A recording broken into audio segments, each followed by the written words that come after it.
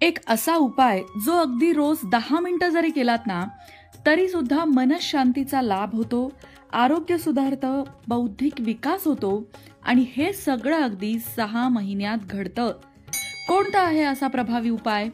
चला जाणून घेऊया, पण त्याआधी चॅनलला सबस्क्राईब नक्की करा आणि आमच्या फेसबुक पेजलाही फॉलो करा. मंडळी, हल्लीच्या धकाधकीच्या जीवनात मन अस्वस्थ होतं. मनशांती तर कुठे सापडतच नाही. मन अस्वस्थ झालं की शरीरालाही आजार होतात. आधी मन आजारी पडतं आणि मग शरीर आजारी होतं.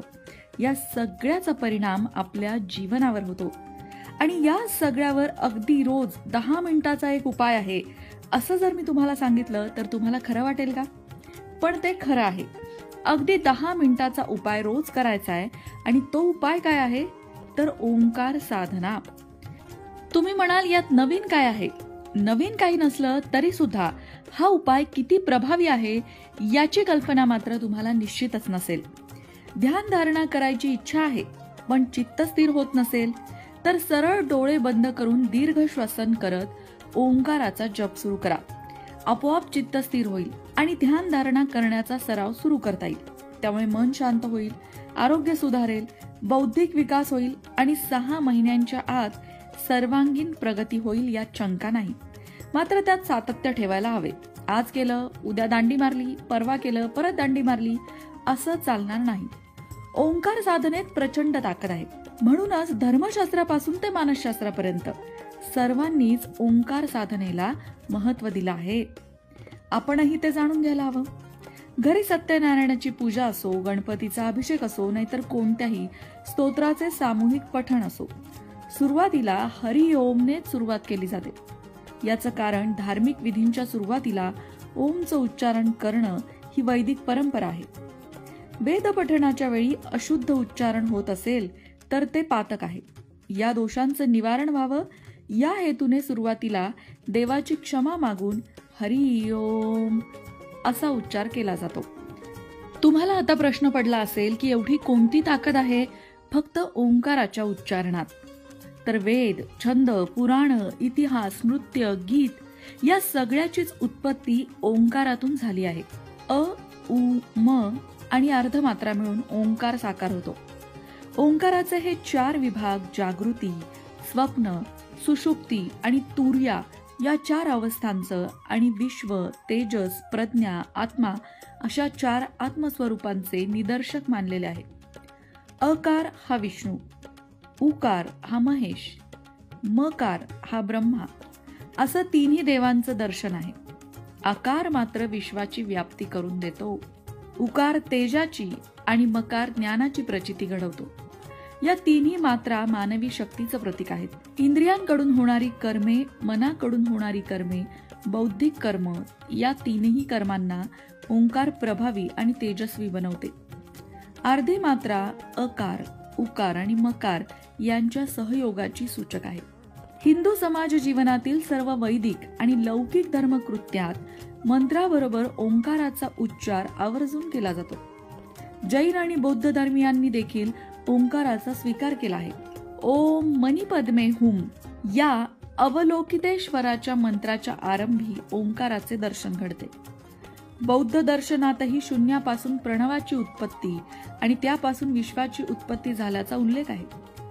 शिवपुराणात ओंकाराला पंचमुखी शिवाचे प्रतीक मानले आहे. वैष्णव पुराणात प्रणवाला त्र्यक्षरात्मक प्रणव, श्री विष्णू आणि भक्त यांचे द्योतक मानले आहे. माणसाच्या जीवनाला आवश्यक अशी ऊब प्राणांपासून मिळते. विश्वाच्या क्रियेला ऊर्जा सूर्यापासून प्राप्त होते. सूर्य हा विश्वाचा प्राण आहे. अशा दृष्टीने अमृतत्वाच्या सिद्धीची कामना करणाऱ्या प्राण आणि सूर्य यांची उपासना ओंकार रूपात केली पाहिजे. वेदांच्या आरंभी प्रणव होता. वेदांचे पर्यवसानही प्रणवातच होते. सर्व वाङ्मय म्हणजे प्रणव होय असं याज्ञवल्क्यांनी म्हटलं आहे. ओम हे अनुभूती सूचक प्रतीक असून ओंकार परब्रह्माचे तेजस्वी प्रतीक आहे. ब्रह्मविद्येचा समग्र भावार्थ ओंकारातच आविष्कृत झाला आहे. स्वामी विवेकानंदांनी सुद्धा सांगितलंय की ओंकार म्हणजेच ईश्वर आहे. म्हणूनच त्याचा नित्य नियमाने जप करावा, त्याचं स्मरण ध्यान करावं. त्याच्या अद्भुत स्वरूपाचे आणि अपूर्व अर्थाचे चिंतन करावे. सर्वदा ओंकाराचा जप करणे हीच खरी उपासना आहे.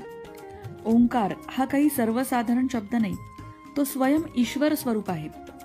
वेडा आशावाद आणि दुर्बल निराशावाद यात संतुलन ठेवायचं ते ओंकार शिकवतो. ओंकाराच्या उच्चाराने आणि ध्वनी कंपनाने वायुशुद्धी तसंच आरोग्याचा लाभ होतो असं जाणकार सांगतात. शारीरिक आणि मानसिक सुधारणा तसंच संतुलन साधलं जातं. अशा ओंकार या एकाक्षरी महामंत्रात दिव्य शक्ती आहे. म्हणून आयुष्याची सुरुवात करतानाही आपण पुनश्च हरिओम असंच म्हणतो. मित्रांनो, तुम्हाला ओंकाराचे खरंच फायदे जाणून घ्यायचे असतील तर ते अनुभवातून जाणून घ्या. कुणीतरी काहीतरी सांगता येईल यापेक्षा आपण स्वतः काय अनुभवतो, आपला अनुभव फार मोलाचा असतो.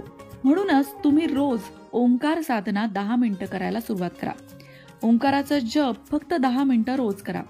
बाकी काहीही नाही केलं तरी सुद्धा सलग 6 महिने ओंकाराचा जप केला असता तुम्हाला तुमच्या आयुष्यामध्ये झालेला बदल, तुमच्या मानसिकतेत झालेला बदल, तुमच्या जीवनात झालेला बदल अनुभवता येईल. हवं तर एक डायरी लिहा. तुम्ही ओंकाराची साधना सुरू केली त्या दिवसापासून ते अगदी पूर्ण होईपर्यंत रोज तुमच्यामध्ये होणारा बदल तुम्ही नोंद करून ठेवा. तुमच्या वागण्यामध्ये झालेला बदल नोंद करून ठेवा. षड्रिपूंवरती होणारा परिणाम तोही नोंद करून ठेवा. षड्रिपू म्हणजेच काय? काम, क्रोध, मद, मत्सर, लोभ या सगळ्या गोष्टी, या सगळ्या दुर्गुणांवर ओंकार परिणाम करतं आणि तो परिणाम अगदी सूक्ष्म असतो. ओंकाराची ही साधना नित्यनियमाने करणं मात्र आवश्यक आहे. म्हणजे न चुकता अगदी रोज ओंकाराचा जप करायचा. या जपाचे असंख्य लाभ अगदी 6 महिन्यात व्हावे असं तुम्हाला वाटत असेल तर नियमितता महत्वाची आहे. मग तुम्हाला त्याचा परिणाम नक्कीच दिसेल. ओंकाराने शरीराची शुद्धी होते, मनामध्ये असलेले विकार निघून जायला सुरुवात होते, मन निर्मळ होतं. ओंकाराच्या साधनेने कुंडलिनी शक्ती जागृत व्हायलाही मदत मिळते. आपण थोडं जागरूक राहून या गोष्टीकडे बघायला हवं. एक डायरी मेंटेन करा आणि 6 महिने या सगळ्या गोष्टींवर काय परिणाम होतोय ते लिहून ठेवा. बारीक निरीक्षण करा. नक्कीच तुम्ही सुद्धा इतरांना 6 महिन्यांनी सांगाल की ओंकाराच्या साधनेने तुमच्या आयुष्यात काय बदल झाला आहे आणि इतरांनी सुद्धा त्याचा लाभ घ्यायला हवा.